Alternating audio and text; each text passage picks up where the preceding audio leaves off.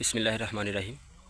আসসালামু আলাইকুম সম্মানিত ভিউয়ার্স, আপনাদের সকলকে নতুন একটি ভিডিওতে স্বাগত জানাচ্ছি।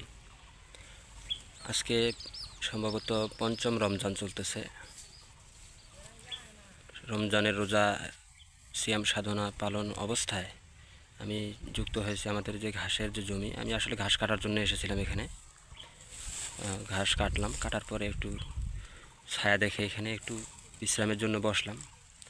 বসেই একটা কথা আসলে আমার মনে আসলে বারবার বেজে উঠতেছে, যেটা আপনাদের সাথে আমি শেয়ার করার জন্য আমি ভিডিওটি তৈরি করতেছি। সেই কথাটি হচ্ছে যে পবিত্র রমজান আল্লাহ রাব্বুল আলামিন আমাদেরকে দিয়েছেন, মুমিনদেরকে দিয়েছেন। এখানে আল্লাহ রাব্বুল আলামিন মুমিনদেরকে রমজান মাস উপহার হিসাবে দিয়েছেন এবং এই রমজান মাস প্রশিক্ষণের জন্য আমাদেরকে দিয়েছেন। এখন প্রশ্ন হলো যে এই রমজান মাসকে ব্যবহার করে আমরা আসলে প্রকৃত অর্থে রমজানের শিক্ষাকে আমরা ধারণ করতে পারতেছি কিনা, এবং এই রমজানের শিক্ষাকে ধারণ করে সারা বছর আমরা চলতে পারতেছি কিনা, সেটা আমরা যদি নিজেদেরকে একটু নিজেরা প্রশ্ন করি তাহলেই উত্তরটা আমরা আসলে পেয়ে যাব। তো আমি আসলে আপনাদেরকে যেটা বলতে চাচ্ছি যে আসলে রমজানকে ব্যবহার করে আমরা কিন্তু বেশি অন্যায় মিথ্যা এগুলো আমরা বলতেছি। যেমন মানুষ আমরা কথায় কথায় আমরা রোজার মধ্যে বলি যে রোজা থেকে আমি তোমার সাথে মিথ্যা কথা বলবো না। আপনি দোকানে যান, যে কোনো দোকানে যান, আপনি কাপড়ের দোকানে যান, আপনি আদার্স গালামাল বলেন, আপনার নিত্য প্রয়োজনীয় যে কোনো পণ্যের দোকানে বা মাছ মাংস এই জাতীয় দোকানে যদি আপনি যান, তাহলে তারা এই মাসে একটা কথাই বলে যে রমজান মাসে রোজা থাকে আমরা মিথ্যা কথা বলতেছি না, মিথ্যা কথা বলবো না। তা আসলে এই কথাটা বলার প্রয়োজনীয়তা কী? এবং আপনারা যদি চিন্তা করেন, ভেবে দেখেন যে এই কথা বলার মাধ্যমে কিন্তু মিথ্যা কথাটাকে বলা হচ্ছে বেশি। তো এই কথাটা এভাবে রমজানকে আসলে আমরা ঢাল হিসাবে ব্যবহার করতেছি। রমজানকে ঢাল হিসাবে ব্যবহার করে আমরা যত রকম অন্যায় অপকর্ম আমরা করে যাচ্ছি। রোজা রাখা অবস্থায় দেখেন সরকারি বিভিন্ন দপ্তরে, মন্ত্রণালয়ে দেখবেন রোজা রাখা অবস্থায় তারা ঘুষ নিচ্ছে না, কিন্তু আবার ইফতার যখন করতেছে ইফতারের পরে তারা আবার নিচ্ছে। তো এর মাধ্যমে কিন্তু আসলে আমরা রমজানকেই খাটো করতেছি, এবং আল্লাহ রাব্বুল আলামিনের যে হুকুম এবং তার রাসূলের যে সুন্নাহ সেটাকে আমরা অবজ্ঞা করতেছি। এটা এক প্রকার, জানি না এই কথাটা বলা ঠিক হবে কিনা, এটা এক প্রকার আল্লাহর আইনের সাথে, আল্লাহর বিধানের সাথে বিদ্রূপ করারই সমান আমি মনে করি। রমজান আল্লাহ কেন দিয়েছেন? শুধু তো সুবহে সাদিক থেকে আপনি সারাদিন না খেয়ে থাকবেন সেজন্য তো আল্লাহ রাব্বুল আলামিন রোজা দেন নাই।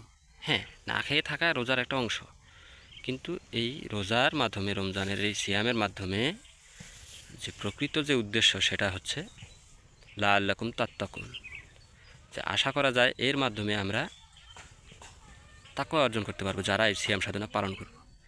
তো এই তাকওয়া জিনিসটা আসলে কি? তাকওয়া আমরা দেখি সচরাচর আমরা একজন বন্ধু আরেকজনের সাথে রাস্তায় দেখা হলো, বললাম কিরে রোজা আছিস? আবার ফেসবুকে অনেক সময় আমরা স্ট্যাটাস দিই, সেহেরি করলাম, ইফতার করলাম, রোজা আমরা রেখেছি, আর কে কে রোজা রেখেছেন আপনারা কমেন্টে জানিয়ে দেন।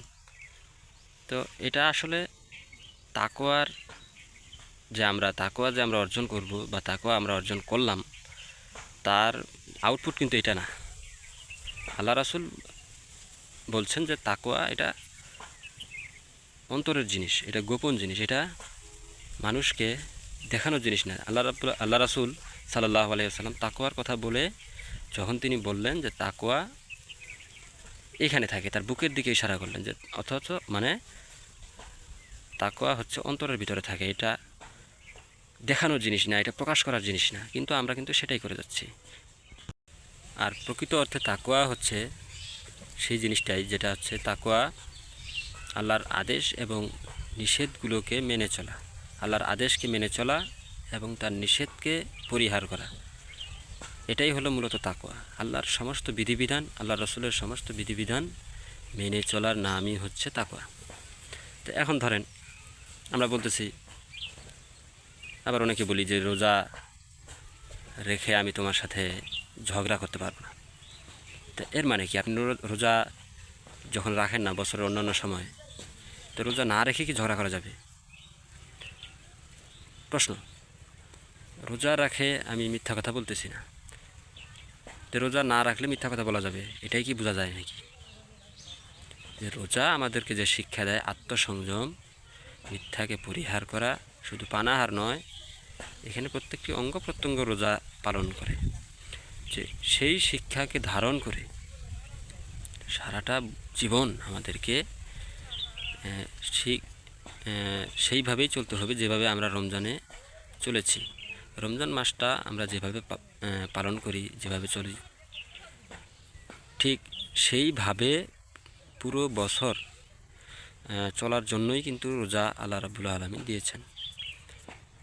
তো যাই হোক, অনেক কথাই বলে ফেললাম, এর মধ্যে হয়তো অনেক ভুলভ্রান্তি হয়েছে, আপনারা ক্ষমা সুন্দর দৃষ্টিতে দেখবেন। আর আপনারা আমাদের এই চ্যানেলটি RSK অ্যাগ্রো চ্যানেলটি সাবস্ক্রাইব করবেন। নিয়মিত ভিডিও হয়তো সামনে দিব, সময়ের অভাবে দিতে পারি না, নানান রকম ব্যস্ততা, চেষ্টা করব নিয়মিত ভিডিও দেওয়ার। সবাই ভালো থাকেন, সুস্থ থাকেন। আসসালামু আলাইকুম।